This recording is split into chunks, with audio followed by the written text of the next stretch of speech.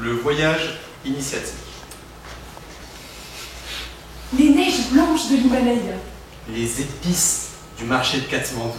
Les palais du Rajasthan. Le hashish de Marrakech. Vous l'avez compris, on voulait voyager quand on a écrit avec Estelle. Après les résultats du S1, on avait bien besoin de changer les idées. Mais bon, après avoir payé la CVCE, le Crous, les frais d'inscription, nos loyers, on n'avait plus de sous. Petite confidence, j'avais pensé à la Russie, mais monsieur, il est interdit de séjour. On savait que je n'aurais pas dû sortir avec le petit ministre. Vous voulez un voyage initiatique où on se retrouve sans voyage. Et juste avec l'initiatique. De toute façon, François, tu te serais fait voler ton portefeuille dans un souper. Oui, mais pour ça, chère Estelle, il suffit de laisser son ordinateur sans surveillance à la BU. On voulait même voir les 7 merveilles du monde. Les chutes du Niagara.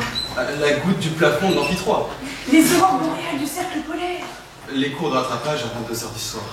Et puis surtout, pourquoi marcher des heures durant le long de la muraille de Chine lorsqu'on peut le faire le long de la passerelle entre le rue et la BU? Et puis en parlant de Chine, pas besoin de voyager pour attraper le coronavirus. Ça aussi, on l'a déjà. Ne sommes-nous pas la seule faculté à avoir un partenariat avec l'université de Wuhan? D'ailleurs, ça tousse un peu à la BU en ce moment. Après tout, que valent toutes ces merveilles quand au final je tais toi? So. En fait, So, on s'est rendu compte que ce n'était pas une ville comme les autres. En fait, So, c'est un véritable pays. Il a ses institutions, la fac, Il a sa gastronomie, les panini de la cafette. et puis surtout, son monarque, Monsieur le Doyen.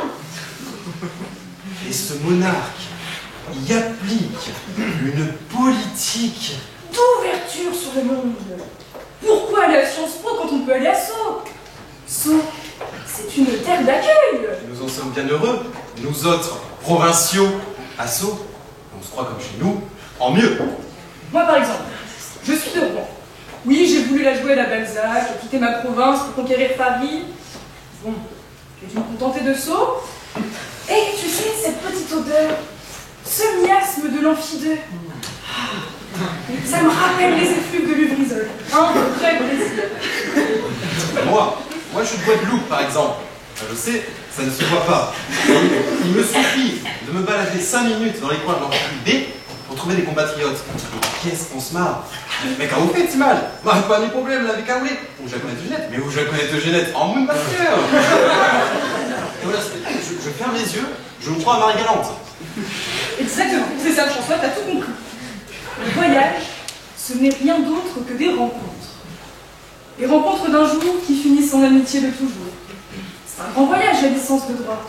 Parachuté dans la jungle en Hénan, on se fait un chemin à coups de machette pour finalement arriver devant une magnifique oasis, la L2, qui en fait n'est qu'un mirage. Il faut alors continuer, braver les obstacles. Et alors le périple s'achève. C'est la L3.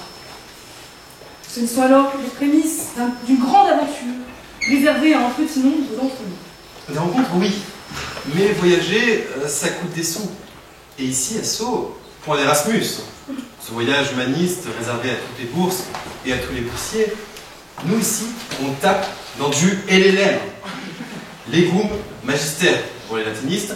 Et si vous le permettez, monsieur le doyen, je pourrais le traduire par la maîtrise des légumes. Car il faut bien être un légume pour payer 60 000 balles l'année à prendre des coups entre privatistes. Et tu fais carottes, Estelle, est-ce que tu t'en rends compte?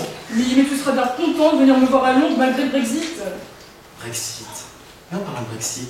Si on part du principe que Sceaux est un pays et que nous sommes la première université de France, à quand un Sceaux? Un C, mais un sexiste. Oui, il y en a marre des Sorbonne, des Assas. Mais partons, larguons les amarres. Mais François, que fais-tu de Jean Monnet? Tu oublies qu'il a fait l'Europe. Jean Monnet, excusera, j'ai vu ces tableaux, franchement, c'est pas top. François, tu me fatigues. C'est pas ça du tout, tu n'as rien compris. Je retire ce que j'ai dit. Voyager, c'est l'imprévu de la prochaine escale. C'est le désir jamais comblé de connaître sans cesse autre chose. C'est demain, éternellement demain.